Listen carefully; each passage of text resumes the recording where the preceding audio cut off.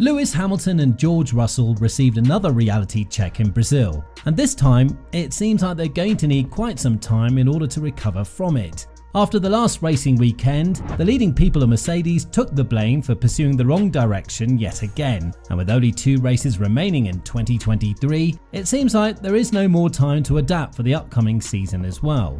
Be that as it may, neither Hamilton nor Russell will have a solid chance of competing for wins in the 2024 campaign, something they've elaborated on as well, and something that has broken the hearts of their fans. With this in mind, could we be seeing yet another disastrous season for Mercedes for the 3rd consecutive year? If there is one thing that we've learned from the Interlagos GP, it's the fact that Mercedes understood the direction they've been so convinced in from the previous 2 races in Mexico and Austin turned out to be the wrong one to pursue. This has happened numerous times now, and at a certain point, you cannot help but wonder what's taking the team so long to compete up front. Teams like McLaren brought 3 massive upgrades to the car in Baku, Austria and Silverstone, and they managed to close up the gap to Red Bull to the point of them actually being perceived as the Austrian team's closest competitor. While Mercedes, even with a B-spec design, has done nothing in order to prove that they're on the right track. But the inconsistency of the car is something that has boggled their minds for quite some time now, and whether we like it or not, Mercedes is not actually on top of their issues, even though they've promised the contrary after the floor upgrades in Austin.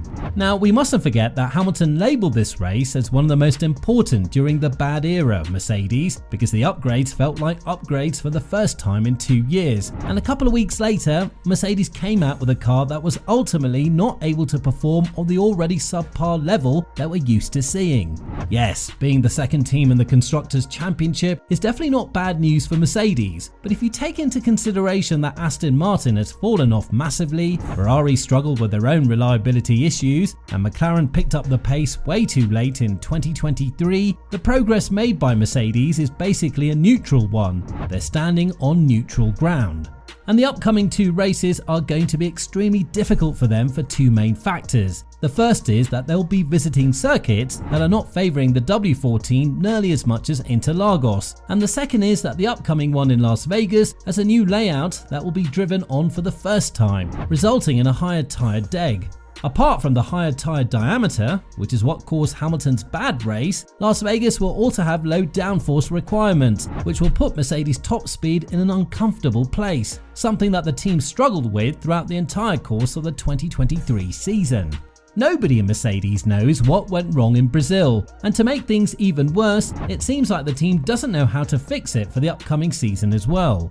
We mustn't forget that the cars we're currently seeing in 2023 are ones that will serve as a basic foundation for the 2024 season, with no major technical regulation shakeups being present, and when talking about one of the worst racing weekends for Mercedes in the past 13 years, Russell went on to say, "We've obviously got something very wrong. We're not sure what that was yet, but the pace just hasn't been there. You clearly don't go from a podium-worthy car to one that is 1 second off the front. It's been very strange. In the end, we were suffering from high oil temperatures in the power unit, and that caused us to retire. That topped off what was a difficult day."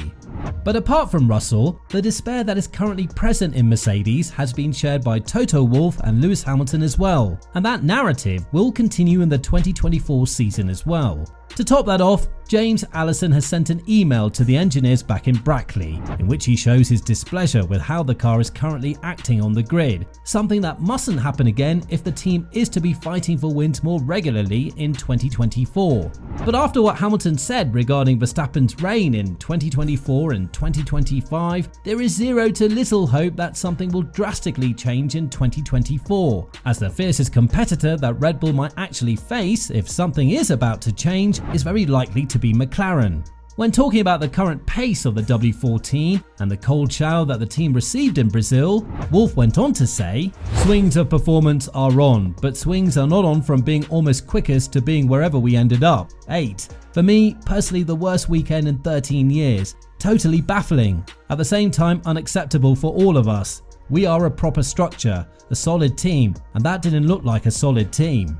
But one of the main questions that's being asked over Mercedes getting on top of their issues is whether or not the Brackley-based squad understands the aerodynamics of its engineering product. Mercedes' dominance from 2014 to 2021 has been massively related to the power of their engine, and now one couldn't help but wonder, will Mercedes have to wait for quite some time in order to get back on top of things on the similar matter that Red Bull waited in those excruciating 7 years, with the 8th one being the controversial 2021 season where Verstappen managed to win the title in the last race of the season.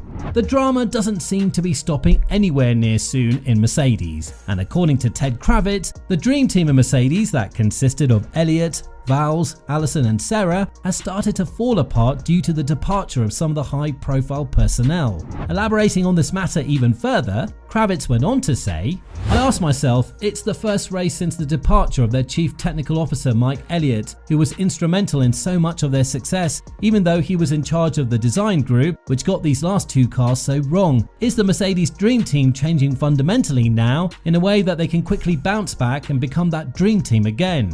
Whether Mercedes will be able to pick up the shattered pieces of their desperate 2023 season, one that Hamilton is counting the days until it's over, life goes on, and the team will have to look for some viable solution for their challenger in 2024. The obvious lack of pace has prompted Mercedes to change everything they know for the upcoming season, and while they have been promising hills and valleys to their fans about competing with Red Bull more frequently for wins, one of the most favourable tracks for the Silver Arrows has humbled them down rather quickly. This is why the Brackley-based squad is ready to move in another direction, one that is totally unknown for them looking from this perspective, and when elaborating things to a further extent, Wolff was asked as to whether or not Brazil's GP form had dented confidence about Mercedes' understanding of the current regulations, something to which he went on to say, "No, I think more confirmed that the steps we did are necessary. So at least we know it confirms that the trajectory of changing fundamentally is right. Last year, we came out of an Interlagos weekend where you're absolutely demolishing your competition Saturday and Sunday, and that was like, are we doing the right thing by continuing with the chassis that we have? Now it's pretty clear. This feels horrible for the whole team, and I wish we could start the new season and concentrate on the new car." But what Wolff is scared of is that the entire grid has made at least some kind of progress, even though Aston Martin looked to be making a regress in its form that's been replenished in the Interlagos GP, where Alonso and Stroll finished 3rd and 5th respectively. The W15 will very likely run closer to the ground, but from what we saw in Austin, that's not always the best choice that Mercedes can opt out for, especially because they're still way out of finding the perfect balance between not wearing the plank too much and not running the car way too high and suffering from increased drag. With this in mind, the challenge that's arisen ahead of Mercedes is a very difficult one, and one that the team will have an extremely hard time battling down. With everything they've learned in the previous couple of years, do you think that they will be able to bounce back in 2024 with the W15? Let us know in the comments down below.